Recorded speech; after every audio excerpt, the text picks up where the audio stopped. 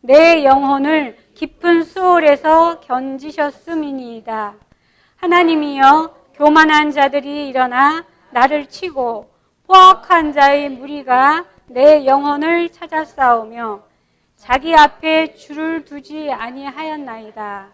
그러나 주여, 주는 긍휼히 여기시며 은혜를 베푸시며 노하기를 더디하시며 인자와 진실이 풍성하신 하나님이시오니 내게로 돌이키사 내게 은혜를 베푸소서. 주의 종에게 힘을 주시고 주의 여종의 아들을 구원하소서. 은총의 표적을 내게 보이소서. 그러면 나를 미워하는 자들이 부끄러워하오리니 여호와여, 주는 나를 돕고 위로하는 이시니이다. 아멘. 오늘 소요리 문답은 이제 4번입니다. 그래서 먼저 함께 같이 읽겠습니다. 4번. 하나님은 어떤 분이신가? 하나님은 신이신데 그의 존재하심과 지혜와 권능과 거룩하심과 공의와 인자하심과 진실하심이 무한하시며 무궁하시며 불변하시다.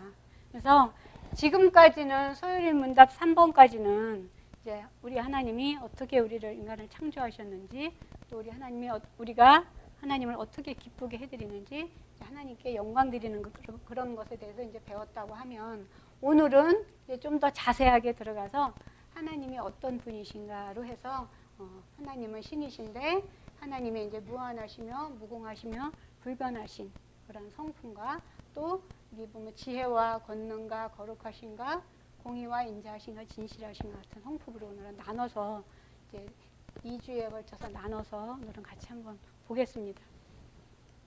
여기 그 하나님은, 우리가 하나님은 보통 영이라고 표현을 하시잖아요. 하나님은 영이시니 예배하는 자가 영과 진리로 예배한다 이렇게 하시잖아요. 그래서 하나님은 이제 우리가 이렇게 하나님의 영이라고 이렇게 표현을 하면, 사람은 또 영이라고 안 하고 영혼이라고 돼 있어요. 사람의 영혼 이렇게 해서 영혼이라고 이렇게 하시는데, 그리고 또 하나 영을 가진 또 존재가 있어요. 천사들이 있죠. 천사의 또 영이라고 합니다. 이 하나님이 오늘 이제 부활주일이니까 우리한테 이렇게 생명을 주셨죠. 그리고 여기 이제 하나님 그 마음에 계시고, 보통 영혼인데, 영혼의 모습인데, 하나님이 우리의 형상으로 사람을 지으시고 그러셨을 때 바로 이 부분을 얘기를 하는 건데,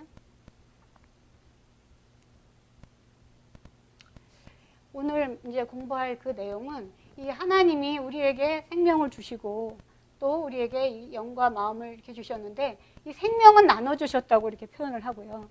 이 마음은 창조하셨다고 이렇게 하거든요. 근데 바로 이 마음이 하나님의 마음을 하나님의 마음으로 이렇게 창조를 하신 것입니다. 그래서 우리가 이렇게 생명과 영과 마음을 주셨을 때도 이제 성부, 성자, 성령 하나님이 함께 하셨지만, 이 마음을 주실 때도 성부와 성자와 성령 하나님이 함께 하셨어요. 그래서 이 마음을 다시 들어가 보면, 지난 시간에도 했지만 마음이 다시 지식과 감정과 이렇게 의지에 이렇게 세 부분으로 되어 있는데, 여기는 성부 하나님,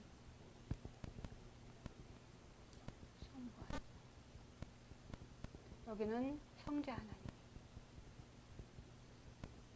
여기는 이제 성령 하나님, 이렇게 해서 창조를 하십니다. 그래서 이 하나님이 마음이 그대로 우리한테 다 100% 아담한테 주셨을 때, 이 하나님이 하나님의 마음을 100%를 주셨어요. 그런데 하나님하고 이 사람하고 다른 것은, 사람은 이렇게 또 이제 육체가 같이 있잖아요. 근데 하나님과 사람하고 같이 이렇게, 우리가 예전에 수학 시간에 배울 때 이렇게 교집합, 이렇게 그림을 예전에는 이렇게 이제 이렇게 이제 저희가 집합을 수학적으로 집합을 배울 때 이런 그림을 그렸었는데 이렇게 공통되는 부분이 있어요. 그래서 하나님과 사람하고 같이 이렇게 공유되는 부분이 있고 또 공유되지 않는 부분에 두 가지 하나님의 성품으로 나뉘어집니다. 이거 신학적으로는 사실 성품이 이제 속성이라고도 말을 하는데 사실 이 성품에는 마음에 더 가까운 단어이긴 하지만 하나님의 속성을 보면은 이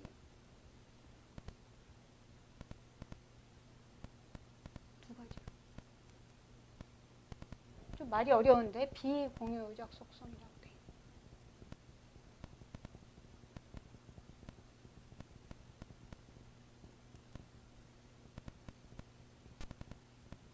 공유된다는 것은 이렇게 겹쳐지는 부분, 같이 함께 한다는 얘기거든요. 그래서 하나님이 우리한테 마음을 주실 때 이 마음에 대한 부분은 같이 공유되는 부분을 주셨고요. 이 비공유적인 속성이라는 것은 하나님만이 갖고 계신 거예요.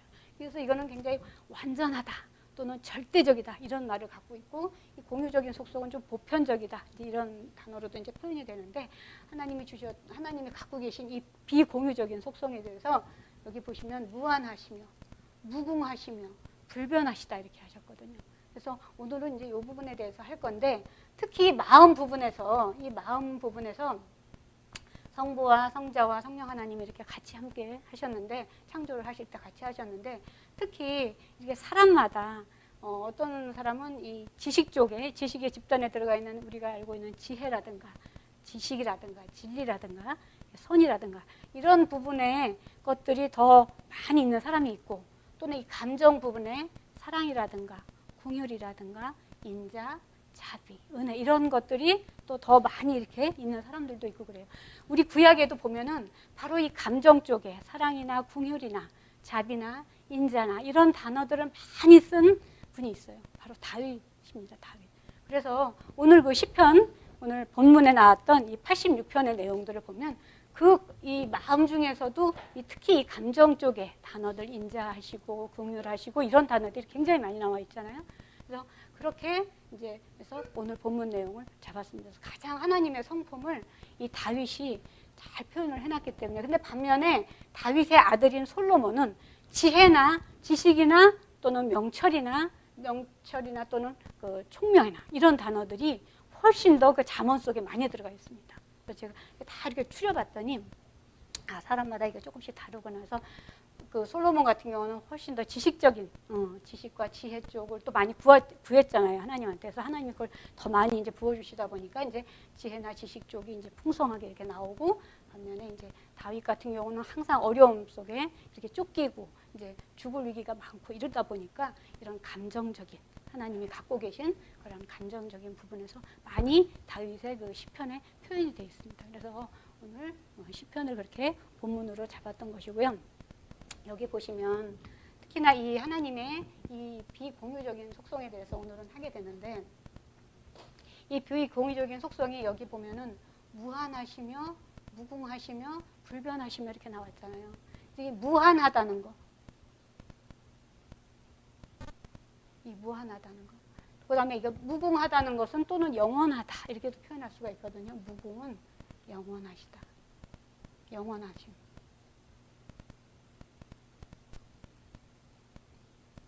불변은 마찬가지로 이제 불변하심. 또는 다른 말로 동일하심 이렇게도 표현을 할 수가 있고요.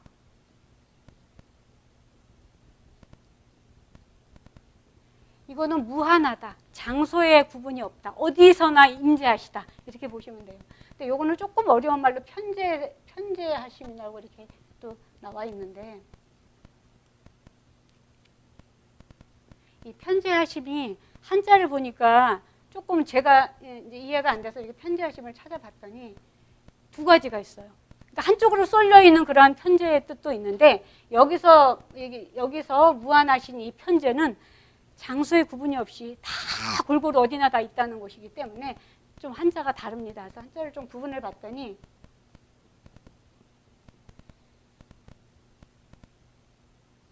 맞나요? 이렇게 된 게? 요런 편자가 있고요.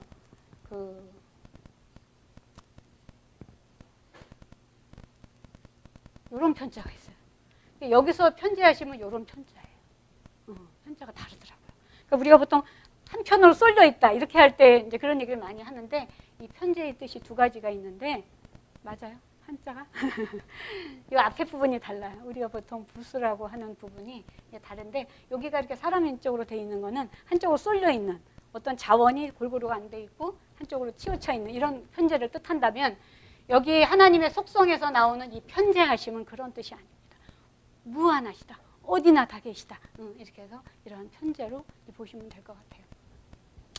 그래서 여기 보면 하나님은 그 출애굽 3장 14절에도 나오지만 하나님은 스스로 존재하신다고 하셨잖아요.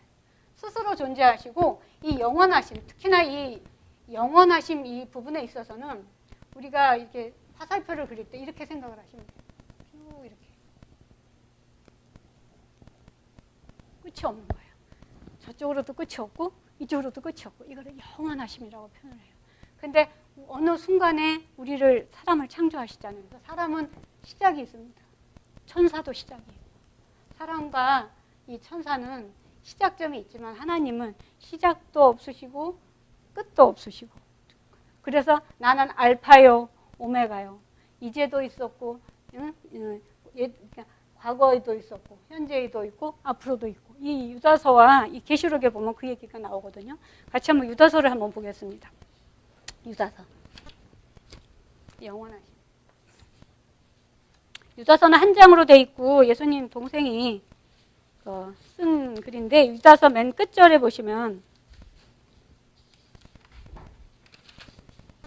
유다서 맨 끝절 25절 보겠습니다. 이 영원하심에 대해서 25절 끝에 보시면 곧 우리 구주 홀로 하나이신 하나님께 우리 주 예수 그리스도로 말미암아 영광과 위엄과 권력과 권세가 영원 전부터 유다서 25장 유다서는 한 장으로 되어 있기 때문에 유다서 25절을 보시면 됩니다. 이게요 계시록 앞에 있어요. 바로 앞에 요한계시록 바로 앞에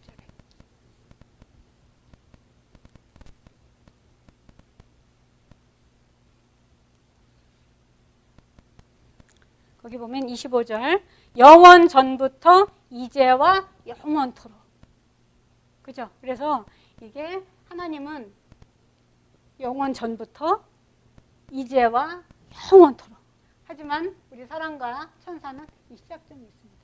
그런데 우리가 이제 하나님께로 다시 돌아가면 영원한 생명을 얻게 되는 것이고 그렇지 않으면 영벌로 가게 되는 것이죠. 그래서 시작점은 있지만 우리가 끝은 없고 영원한 존재입니다. 왜냐하면 영이 있기 때문에.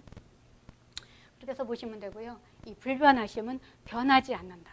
그러니까 영원하시면서도 또 변하지 않는다. 그래서 이 영원하심은 어떤 시간적인 개념으로 보시면 되고 이 무한하심은 장소에 상관없이 어디나 다 계신다는 거예요.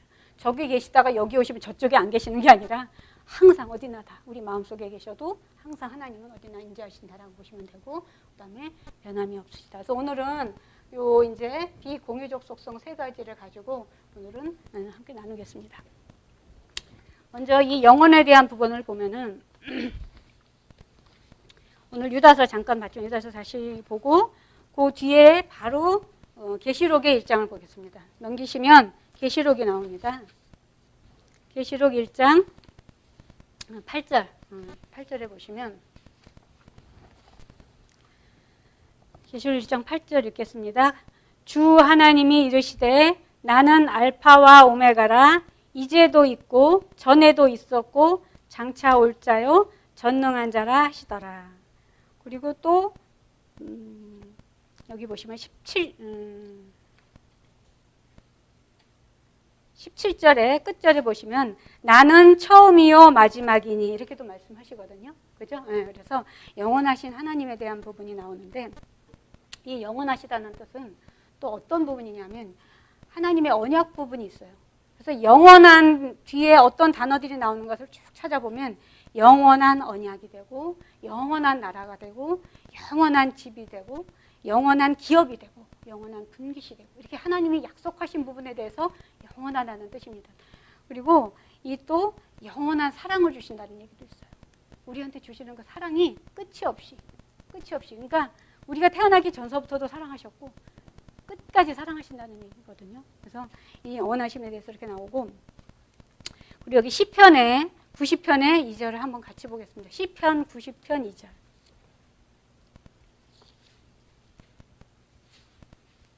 시 90편 2절.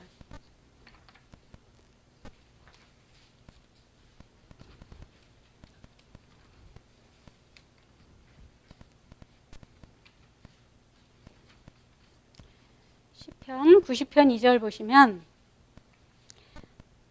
산이 생기기 전 땅과 세계도 주께서 조성하시기 전 곧 영원부터 영원까지 주는 하나님의 신이다. 이렇게 나오죠. 그러니까 우리가 어느 시점에서 우리 피조물들을 만드시지만 그 이전서부터 산이 생기기 전 땅과 세계도 주께서 조성하시기 전 하나님이 여기 창세기에 보시면은 사람을 만드시고 그다음에 이제 지구를 만드시고 그다음에 달과 별과 천체를 우주를 만드시고 이런 과정들이 쭉 나오잖아요. 근데 우리를 만드시기 이전서부터 계셨다는 얘기가 여기 시편에 이렇게 나옵니다. 다윗은 다 알고 있었던 거죠. 그래서 이건 모세의 기도인데 이거는 하나님의 사람 모세의 기도입니다. 그래서 이 모세가 했었던 내용이 또 신명기에 보면 또 나와 있어요. 여기 신명기 33장 27절에 보시면 신명기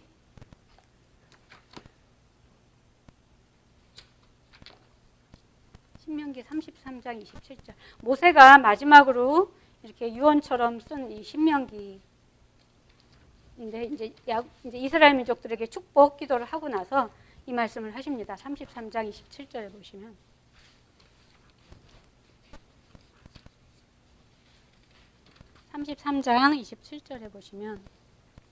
그 앞에 쭉 이스라엘 12지파에게 이제 마지막으로 이제 축복을 하면서 27절에 보시면 영원하신 하나님이 내 처소가 되시니 그의 영원하신 팔이 내 아래에 있도다. 그가 내 앞에서 대적을 쫓으시며 멸하라 하시도다. 항상 하나님이 내 팔 아래에 있도다. 가까이 계시다는 얘기잖아요. 그러니까 하나님은 시간으로 봤을 때도 영원부터 영원까지 계시지만 또한 이 무한하신 이 편재하심에 있어서 내 팔 아래에 가까이 있다는 얘기거든요. 가까이 있으면서 항상 내 대적을 쫓으시면서 계시다. 옆에서 계시다. 이렇게 이제 얘기를 하십니다. 그래서 이 하나님은 시초도 없고 종말도 없다. 하지만 우리는 시작점이 있다. 하지만 우리도 언젠가는 이제 영원한 생명을 얻을 것인지 우리가 하나님께로 우리가 죄를 알고 내가 죄인임을 알고 고백하고 하나님을 주로 삼으면서 내가 다시 그분한테로 가게 되면 우리가 이제 영원히 사는데 그건 영원한 생명을 얻는 것이고 그렇지 못하면 우리가 영벌로 가게 되는 것입니다. 그 고통이라는 게 우리가 오히려 이 세상에서 사는 고통은 오히려 잠깐이라고 하잖아요. 거기서는 쉼 없는 고통이 있거든요. 유다서에 보면은 그 얘기가 나옵니다. 이 고난의 연기가 세세토록 올라가면서 그 고통이 밤낮 쉼 없이 계속된다고 해요. 그러니까 우리가 살면서는 오히려 좀 고통스러울 때도 있지만 또 나아질 때도 있고 이렇게 하지만 우리가 영벌로 갔을 때의 그 고통은 그런 쉼이 없는 지속되는 그러한 고통이다라는 걸 하시고 그다음에 우리 영생을 얻는 우리들은 오히려 천국에 가서 쉼을 얻는다고 하잖아요. 왜냐하면 평소에 이제 우리가 하나님을 알고 나서 하나님의 충실한 일꾼으로 살다가 천국에 가면 쉼을 얻는다 이렇게 표현을 합니다. 그래서 영원하신 하나님이 우리에게 영원히 하나님과 함께 살기를 원하시는 그러한 부분이 바로 하나님의 영원성이고요. 하지만 우리하고는 많이 다르시죠. 많이 다르시지만 어쨌든 하나님의 이 비공유적인 속성 중에 이 영원하심을 우리가 항상 믿으면서 과거에도 계셨고 지금도 나를 보고 계시고 또 앞으로도 우리에게 소망을 주시면서 우리를 항상 일체의 오래 참으심으로 왜 기다리신다고 그러잖아요. 우리가 구원을 받기를 항상 기다리시고 참으시고 그렇게 영원한 하나님을 아시면 될 것 같고요. 그 다음에 두 번째는 이제 편재성인데 무한하신 하나님이십니다. 무한하신 하나님은 에레미야서 23장 24절 제가 잠깐 읽어보면 사람이 내게 보이지 아니하려고 누가 자신을 은밀한 곳에 숨길 수 있겠느냐. 못 숨긴다는 얘기죠. 우리가 아담이 죄를 범했을 때도 두려워서 숨었다고 그랬잖아요. 근데 하나님이 몰라서 물어보시는 게 아니야. 아담아 네가 어디 있느냐라고 물어보셨을 때 하나님이 몰라서 물어보신 게 아니잖아요. 누가 자신을 은밀한 곳에 숨길 수가 있겠느냐. 여호와가 말하노라 나는 천지에 충만하지 아니하냐. 충만하다. 이 충만하다, 풍성하다 이런 단어를 많이 쓰시는데요. 충만하다, 꽉 찼다는 얘기거든요. 아무리 멀리가 있어도, 우리가 아무리 숨어 있어도, 우리가 아무리 보이지 않는 곳에 가 있어도 하나님은 다 보신다는 얘기예요. 그래서 이 내용, 이 편재성에 대한 부분은 시편에 한번 보겠습니다. 시편 139편 한번 찾아보겠습니다. 시편 139편.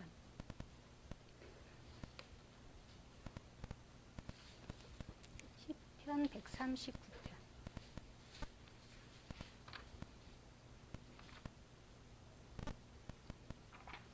시편 139편의 7절부터 10절까지 읽겠습니다. 이것도 다윗의 시죠. 7절 보시면 같이 읽겠습니다. 내가 주의 영을 떠나 어디로 가며 주의 앞에서 어디로 피하리이까. 내가 하늘에 올라갈지라도 거기 계시며 수월에 내 자리를 펼지라도 거기 계시니이다. 내가 새벽 날개를 치며 바다 끝에 가서 거주할지라도 거기서도 주의 손이 나를 인도하시며 주의 오른손이 나를 붙드시리이다 라고 얘기하십니다. 또 12절에서도 보면 주에게서는 흑암이 숨기지 못하며 밤이 낮과 같이 비추이나니 주에게는 흑암과 빛이 같음이니이다. 흑암도 숨기지 못한다. 흑암 속에서도 보신다니. 그 다음에 16절을 보시면 내 형질이 이루어지기 전에 주의 눈이 보셨대요. 내가 생기기도 전에 내 형질이 이루어지기 전에 주의 눈이 나를 보셨고 나를 위하여 정한 날이 하루도 되기 전에 주의 책에 다 기록이 되었나이다. 그래서 하나님이 그 야곱과 에서를 가지고 복을 주실 때도 아직 태어나지도 않았는데 그 복을 주시잖아요. 야곱한테. 그런 것처럼 우리가 태어나기도 전에 그렇게 다 이렇게 예정하십니다. 그리고 여기 그 솔로몬 성전을 지었던 이제 솔로몬이 이제 하나님한테 얘기하는 건데 하나님이 솔로몬 성전을 이제 지어놓으면서 하나님이 참으로 땅에 거하시리까. 내가 성전을 아무리 크게 지은들 하나님이 거기에 거하시겠습니까? 하늘과 하늘들의 하늘이라도 주를 용납하지 못하겠거든. 허물며 내가 건축한 이 성전에 하늘이 주의 보좌고 땅이 주의 발판이라고 얘기를 했잖아요. 그런 분이 내가 이 성전 건축한 이 성전에 어떻게 계시겠습니까? 라고 하시면서 이 얘기를 합니다. 그리고 아까 이사야서 66장 1절에 바로 이 이사야 선지자가 하늘은 나의 보좌요 땅은 나의 발판이니 너희가 나를 위하여 무슨 집을 지으랴. 내가 안식할 처소가 어디랴. 우리가 물론 그렇지만 우리가 성전은 우리의 마음이 또 하나님의 성전이라고도 하잖아요. 하나님은 저 천국에도 계시지만 우리의 마음속에도 계시다는 거예요. 그래서 무한하시고 편재하신다는 게 어디서나 계시다는 게 그 얘기입니다.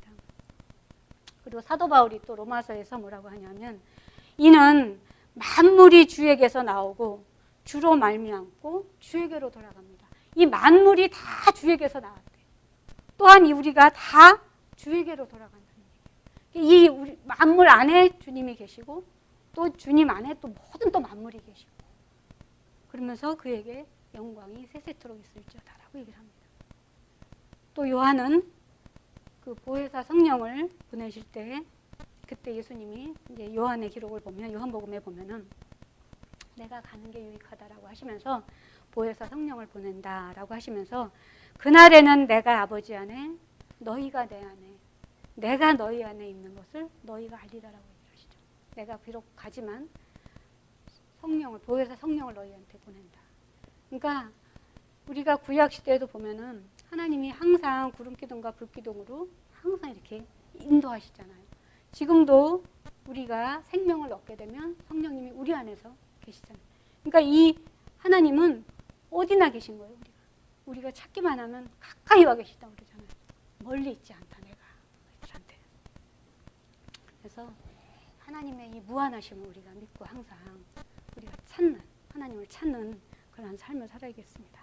그 다음에 세 번째는 이제 불변성인데, 이 불변하심은 아까 영원하심을 공부할 때 영원한 언약에 대한 부분을 했거든요. 아브라함의 하나님, 이삭의 하나님, 야곱의 하나님 하시면서 하나님이 계속 그 언약에 대한 것을 계속 얘기를 하십니다. 너희가 내 명령을 지켜 행하면 복을 주고 쭉 얘기를 하십니다. 근데 그러면서 이 시편의 89편 34절에서 보시면 내 언약을 깨트리지 않고 내 입술에서 낸 것은 변하지 않는다. 내가 한번 얘기한 것은 절대로 변함이 없다. 내가 약속한 건 변함이 없다. 이 얘기시거든요. 하나님이 주시는, 우리들에게 주시는 다음 시간에 배울 그런 사랑이나 이런 모든 것들도 절대로 변하시지 않으십니다. 물론 노하시기는 해요. 우리가 잘못하시면 화도 내시고 벌도 주시고 하시지만 하나님의 그 뜻은 변함이 없다는 얘기예요. 이 변함이 없다라는 얘기는 하나님의 계획하신가, 또 하나님은 그 진실하심, 거짓말을 하지 않으시는 게 또 변함이 없으시다고 하거든요.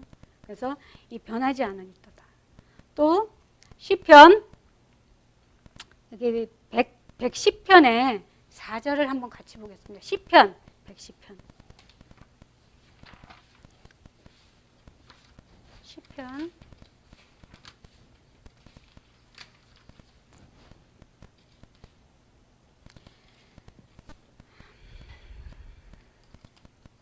시편 110편은 이제 이 메시아 예수 그리스도가 이제 메시아의 왕국에 대한 부분에 이제 대한 얘기인데, 여기 보면 여호와께서 내 주에게, 예수 그리스도에게 말씀하시, 110편 1절을 보겠습니다.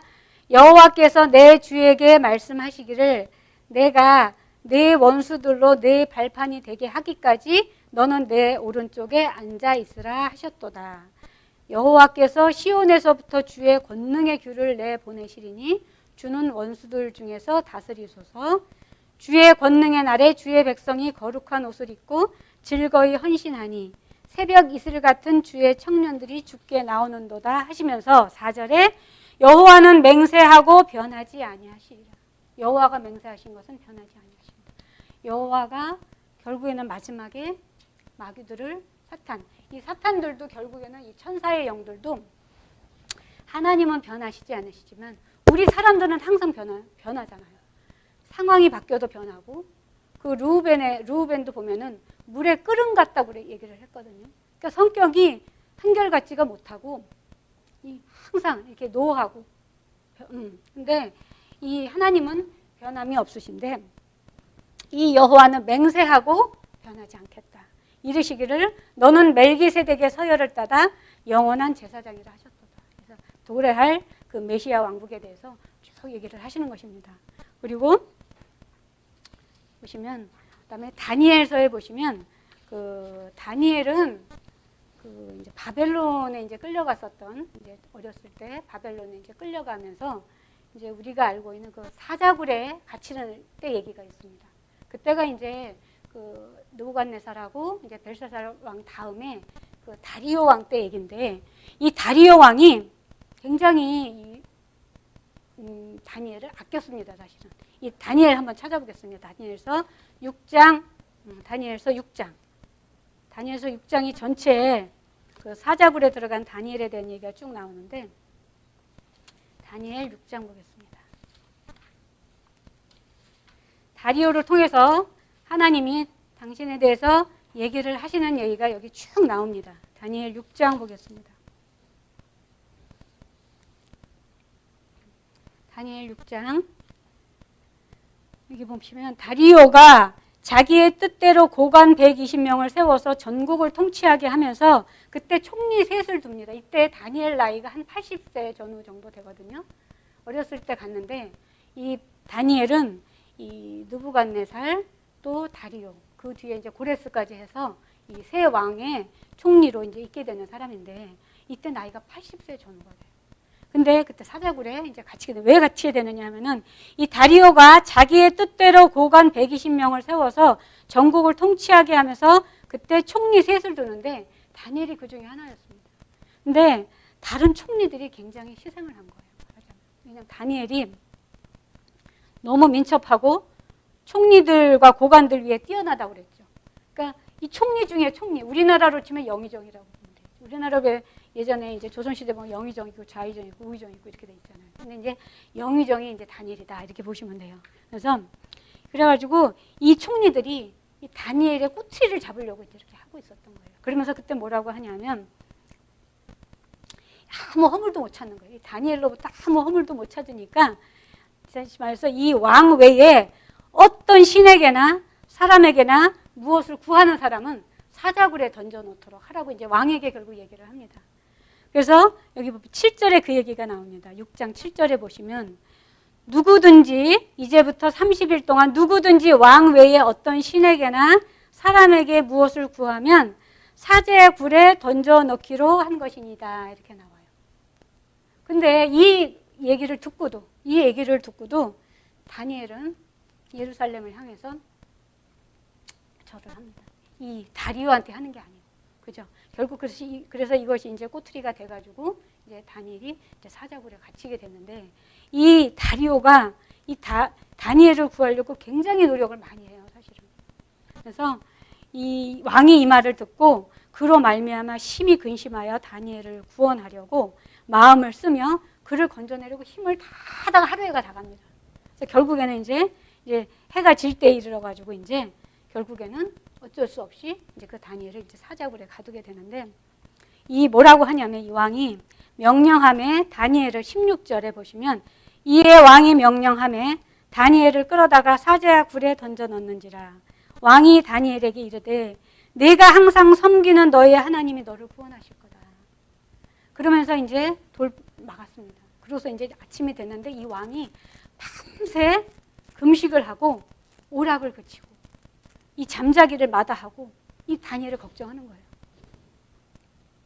그리고 결국에 그 이튿날 왕이 새벽에 가서 사자굴에 가가지고 슬픈 소리로 소리를 지르면서 다니엘아, 살아계시는 하나님의 종 다니엘아.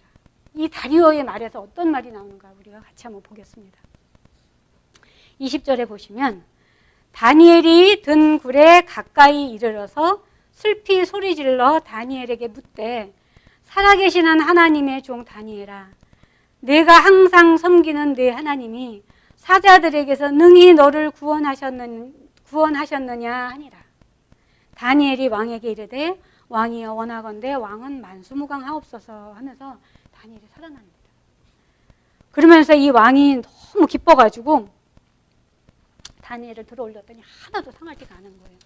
그러면서 이 다리오 왕이 그때 25절에 나옵니다. 25절에 보시면 25절부터 이제 26절까지 쭉 다리오 왕이 온 땅에 있는 모든 백성과 나라들과 언어가 다른 모든 사람들에게 조소를 내려가지고 너희에게 큰 평강이 있을지어다 라고 하면서 하나님에 대해서 고백을 합니다.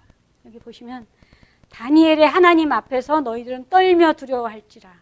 그는 살아계시는 하나님이시요 영원히 변하지 않으시리시며 그의 나라는 멸망하지 아니할 것이고 그의 권세는 무궁할 것이며 그는 구원도 하시며 건져내기도 하시며 하늘에서든지 땅에서든지 이적과 기사를 행하시는 이로써 다니엘을 구원하여 사자의 입에서 벗어나게 하셨습니다. 이 다리오를 통해서 하나님이 변하시지 아니하시는 하나님이시고 이 영원한 하나님이시라는 것을 합니다. 여기서 다리오를 구원자로 본다면 이 사자굴에 갇힌 다니엘은 우리 자신이 되겠죠. 우리가 이렇게 하나님에 대한 믿음을 갖고 있을 때 하나님은 결국 우리를 구원하실 거고 그 영원하신 하나님이 변하지 않는 하나님이 우리를 구원하실 것입니다. 그래서 히브리서 13장 8절에도 보시면 예수 그리스도는 어제나 오늘이나 영원토록 동일하시다. 우리에게 생명을 나눠주시고 또 우리의 마음에 이 사랑과 당신이 십자가의 죽으심으로 인해서 우리에게 사랑과 또 그에 따른 긍휼과 은혜와 자비의 이런 마음을 창조해 주신 이 예수 그리스도께서 어제나 오늘이나 영원토록 그리고 지금도 하나님 우편에서 우리를 위해서 간구하시잖아요. 그래서 말라기의 3장 6절에도 보시면 나 여호와는 변하지 않는다. 계속 하나님은 그 얘기세요. 근데 우리는 계속 변하고 계속 우리는 하나님의 말씀을 듣지 않고 불순종해서 결국 하나님이 진노하시니. 근데 어쩔 수 없이 우리가 우리의 죄를 어떻게 할 수가 없으니까 그 정도로 부패하고 우리가 변질돼서 하나님이 어찌하실 수 없으니까 당신이 육신의 몸으로 오셔서 우리의 죄 때문에 돌아가신 것이잖아요. 그래서 이 다니엘 7장 13절에도 다니엘에도 이 옛적부터 항상 계시니까 3번이나 반복이 되거든요. 항상 계시니, 옛적부터 항상 계시니, 항상 계시니, 어디서나 계시니. 그리고 또 야고보서에서도 온갖 좋은 것, 온갖 온전한 모든 선물들은 다 위로부터 하나님께로부터 우리한테 내려오는 것이다. 그는 변함이 없으시다. 그는 회전하는 그림자도 없으시다. 우리도 이렇게 살다 보면 그 변하지 않는 사람을 좋아하잖아요. 항상 한결같은 사람. 저 사람은 항상 변함이 없어. 이런 사람들한테 우리가 신뢰가 가듯이 우리도 그러한 하나님, 우리의 모든 이 믿음의 근거도 사실은 하나님의 약속이 변함없으심을 우리가 믿고 또 소망을 갖고 사는 것이기 때문에 이사야 선지자도 여기 있거든요. 너희는 인생을 의지하지 말라. 인생은 사람은 우리가 이렇게 의지할 수 있는 그런 대상이 아니거든요. 변하지 아니하는 하나님을 믿고 그 하나님이 주시는 그 성령에 보내주신 그 성령의 능력을 힘입어서 그렇게 믿음에 변치 않고 우리가 미혹되지 않고 그러면서 늘 말씀에 붙들려 사는 그러한 여러분들이 되시기를 축원드립니다.